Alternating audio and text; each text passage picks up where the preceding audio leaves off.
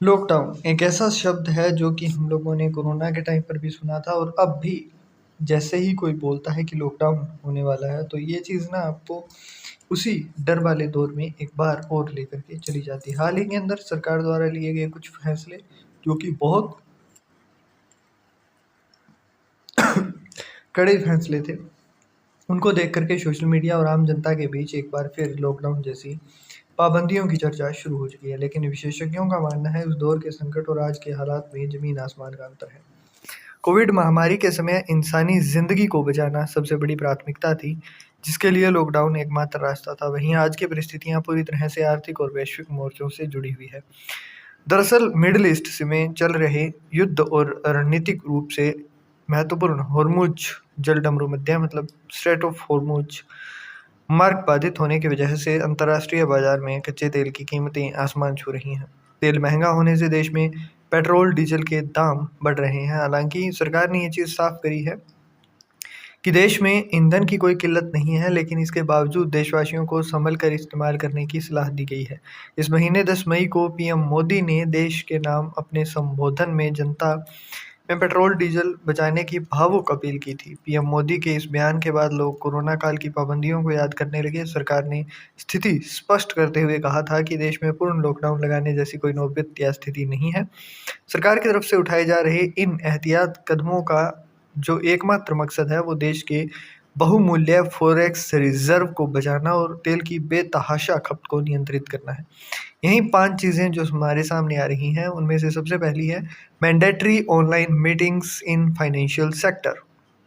हुआ क्या है, वित्त मंत्रालय के वित्तीय सेवा विभाग ने देश में सभी सरकारी बैंकों, क्षेत्रीय ग्रामीण बैंक और सार्वजनिक क्षेत्र की बीमा कंपनियों के लिए एक सख्त गाइडलाइन जारी की है, जिसके तहत अब सभी आंतरिक और समीक्षा बैठकें अनिवार्य रूप से वीडियो कॉन्फ्रेंसिंग के जरिए आयोजित की जाएगी, जब तक कोई बेहद गंभीर या आपातकालीन स्थिति न हो। अधिकारियों की फिजिकल मीटिंग्स और यात्रा पर पूरी तरह रोक लगा दी गई है, ताकि हवाई और सड़क यात्रा में खर्च होने वाले महंगे ईंधन को बचाया जा सके। दूसरी चीज़, government push for work from home culture. यहाँ पर सरकार द्वारा सड़कों पर गाड़ियों के बढ़ते दबाव और रोजाना के होने वाले पेट्रोल डीजल की भारी खपत को रोकने के लिए सरकार एक बार फिर लॉकडाउन के सबसे लोकप्रिय फॉर्मूला यानी कि वर्क फ्रॉम होम को लागू कर रही है। देश के कई राज्यों ने इस दिशा में कदम बढ़ाए हैं।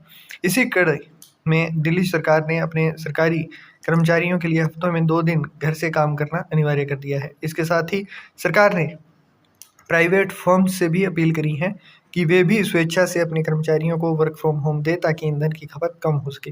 थर्ड थिंग है वो है strict restrictions on gold import and foreign tourism.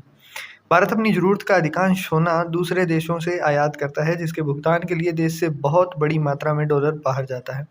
देश के चालू खाता घाटे और रुपए की सेहत को सुधारने के लिए पीएम मोदी ने देशवासियों से अपील की है कि वे कम से कम 1 साल तक शादियों और अन्य उत्सवों में सोने की खरीदारी से बचें। इस कदम से सोने का आयात घटेगा और बचा हुआ विदेशी मुद्रा भंडार कच्चे तेल और इसी तरीके के अनिवार्य संकटकालीन सामान को खरीदने में काम आएगा।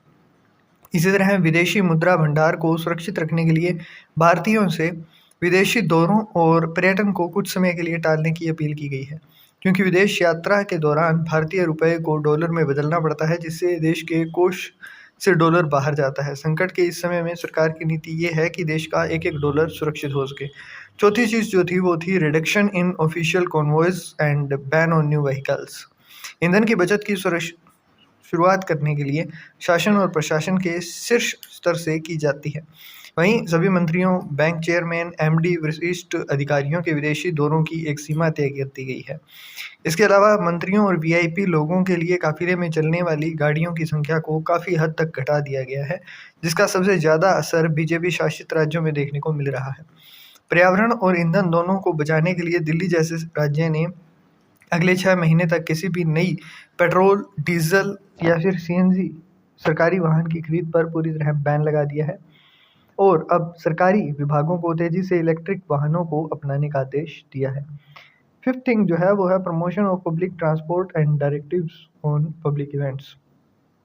लॉकडाउन की तर्ज पर ही अगले 3 महीने के लिए सरकार के स्तर पर आयोजित होने वाली सभी बड़ी सार्वजनिक उत्सव, कार्यक्रम, भव्य आयोजनों को या तो रद्द कर दिया गया है या फिर आगे टाल दिया गया है। आम जनता से भी ये पुरजोर आग्रह है कि वे निजी वाहनों को निकालने के बजाय मेट्रो, बसों से सार्वजनिक परिवहन का उपयोग करें। दफ्तर आने जाने के लिए कारपूलिंग अपनाने और हफ्ते में कम से कम एक दिन नो व्हीकल डे का पालन करने की यहाँ पर सरकार द्वारा भी सलाह दी जा रही है।